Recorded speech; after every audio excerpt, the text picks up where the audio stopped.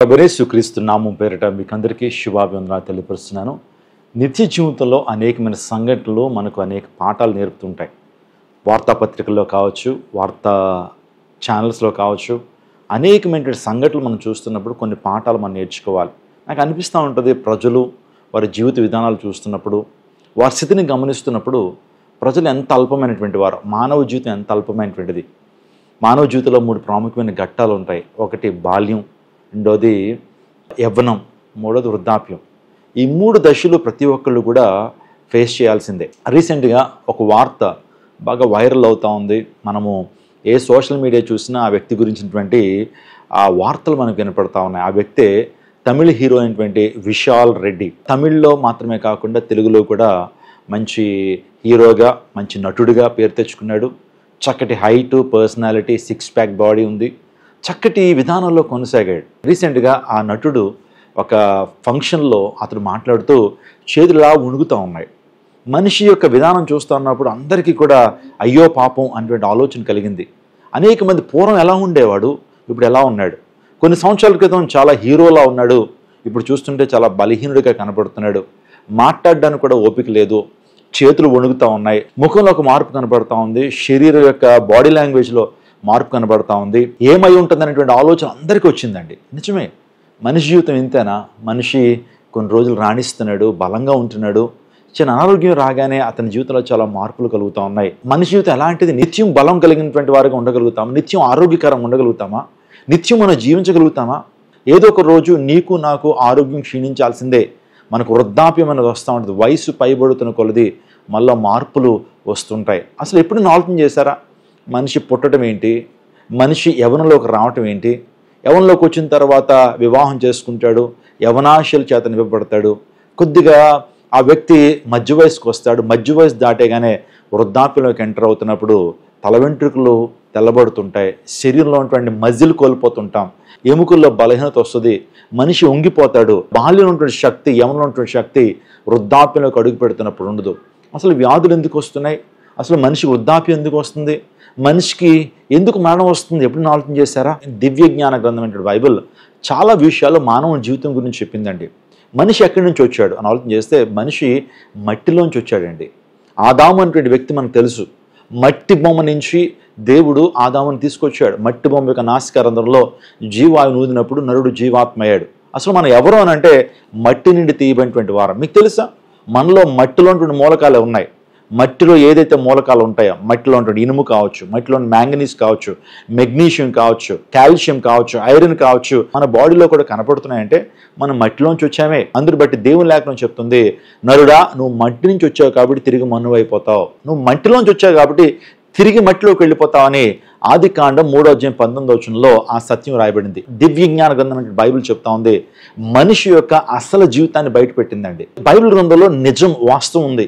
మనిషి ఎక్కడి నుంచి వచ్చాడు, మనిషి జీవితానికి అర్థం, పరమార్థం ఏంటి, ద క్వశ్చన్ ఆఫ్ మొరాలిటీ, నీతి, న్యాయము, ధర్మము, మౌలిక సూత్రాలు ఎలా కలిగి ఉండాలి, పరిశుద్ధత కలిగి ఎలా జీవించాలి, దేవుడు ఏమై ఉన్నాడు, మానవుడు ఏమై ఉన్నాడు, మనిషి చనిపోయిన తర్వాత ఏం జరుగుతుంది, అసలు మరణం అంటే ఏంటి, ఇట్స్ ఎ సెపరేషన్, మరణం అంటే ఏంటి, ఇలాంటి విషయాలని కూడా దివ్య జ్ఞాన గ్రంథంలో రాయబడింది. కాబట్టి ప్రపంచవ్యాప్తంగా జనాభాలో సగానికి సగం పైగా జనము దేవుని వాక్యాన్ని అనుసరిస్తున్నారు.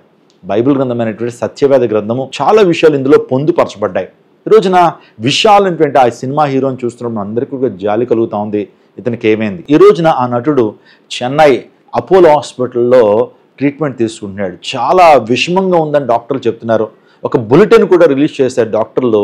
చలి జ్వరంతో బాధపడుతున్నాడు, ఇంకా అనేకమైన కాంప్లికేషన్స్ ఉన్నాయి, అందుని బట్టి బెడ్ రెస్ట్ అవసరము అని చెప్పి ఆ వ్యక్తి గురించిన వివరాలు అపోలో హాస్పిటల్ తెలియజేస్తూ ఉంది.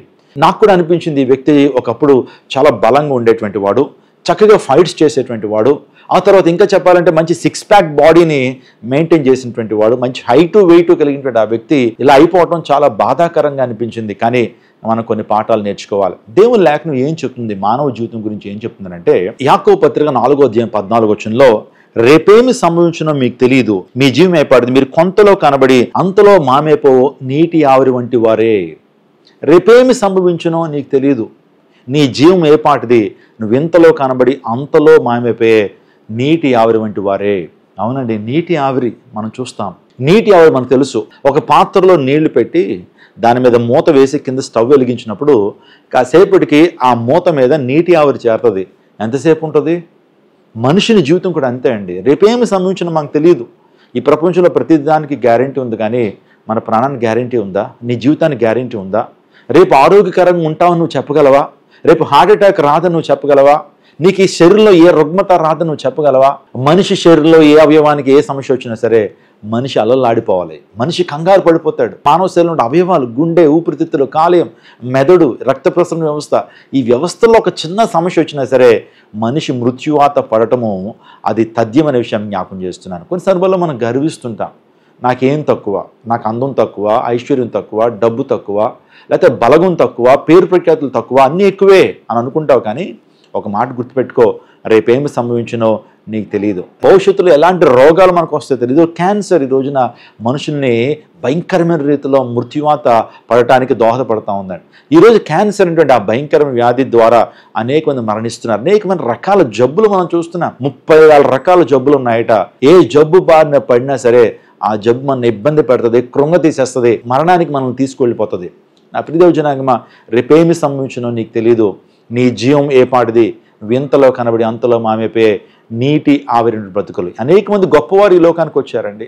అనేక మంది పేరు ప్రఖ్యాతులు సంపాదించినటువంటి వారు ఉన్నారు ఈ ప్రపంచంలో. కానీ మరణం ముందు వారు తల ఒగ్గాల్సి వచ్చింది. మరణం ముందు వారు సాష్టాంగ పడాల్సి వచ్చింది. అలెగ్జాండర్ ది గ్రేట్, ప్రపంచాన్ని జయించిన జగజ్జేత, అతనికి మలేరియా జ్వరం వచ్చిందండి. ఒక చిన్న దోమకాటుకి ఆ వ్యక్తి మరణించాడు. నిజంగా ప్రపంచాన్ని ఏలినటువంటి గొప్ప చక్రవర్తి దోమకాటుని జయించలేకపోయాడు.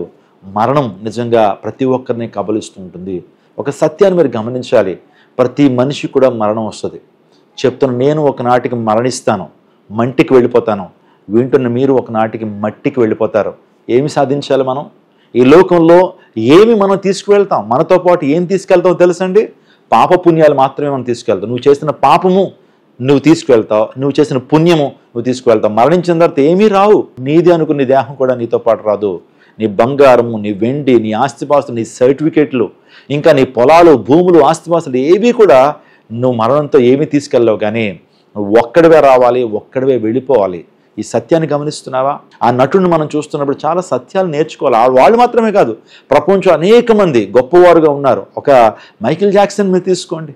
మైకేల్ జాక్సన్ ఈ ప్రపంచంలో నిజంగా ఖ్యాతిని గడించాడు, డబ్బును గడించాడు, అభిమానులు ఉన్నారు. తనకున్న అభిమానులు ఈ ప్రపంచంలో ఏ నటుడికి, ఏ హీరోకి, హీరోయిన్కి, ఏ సెలబ్రిటీకి లేరని చెప్పుకోవాలి. అనే వ్యక్తి జీవిత పరమార్థం తెలుసుకున్నాడు. నేను ఒంటరి వాడిని అని కుమిలిపై ఏడ్చాడు. ఇలా అనేక మంది ముందుంచగలను. ఈరోజు జీవితం యొక్క పరమార్థం ఏంటి? అసలు జీవితాన్ని దేవుడు ఎందుకు ఇచ్చాడు అనేటువంటి విషయాలు మీరు ఆలోచన చేయాలి. ఏదో జీవితం వెళ్ళిపోతుందని కాదు. ఎప్పుడైనా ఆలోచన చేస్తారా? మీ గురించి మీరు తెలుసుకున్నారా? అసలు నేను ఎక్కడి నుంచి వచ్చాను, ఎందుకు బ్రతుకుతున్నాను, నాకు మరణం ఎందుకు వస్తుంది, నా జీవితంలో అనారోగ్యం ఎందుకు వస్తుంది, ఎందుకు ముసవాళ్ళని అయిపోతున్నాను, దీని వెనకాల ఏంటి కారణాలు అని ఎప్పుడైనా ఆలోచన చేశారా? జీవితాన్ని ఎప్పుడైనా ఒక్కసారి ఆలోచన చేయాలి. ఆ వ్యక్తి జీవితాన్ని చూస్తున్నప్పుడు నిజంగా నాకు అనిపించింది, మనం కూడా ఒక నాటికి ఇంతే కదా, మనకు కూడా అనారోగ్యం వస్తుంది. మనకున్నటువంటి ఖ్యాతి, మనకున్న డబ్బు మనం రక్షించలేదు. కానీ రోజున దేవుని యొక్క నీడలో, సృష్టికర్త యొక్క నీడలో ఉన్నప్పుడు మన నిత్యత్వాన్ని పొందుకుంటాం, శాంతిని, సమాధానాన్ని పొందుకుంటాం. ఇంకా దేవుని వాక్యం ఏం చెప్తుందని ఆలోచన చేస్తే కీర్తనలు 102వ కీర్తన 11వ చరణంలో మన దినములు సాగిపోయిన నీడ వంటిది అన్నాడు. ఆలోచన చేయండి.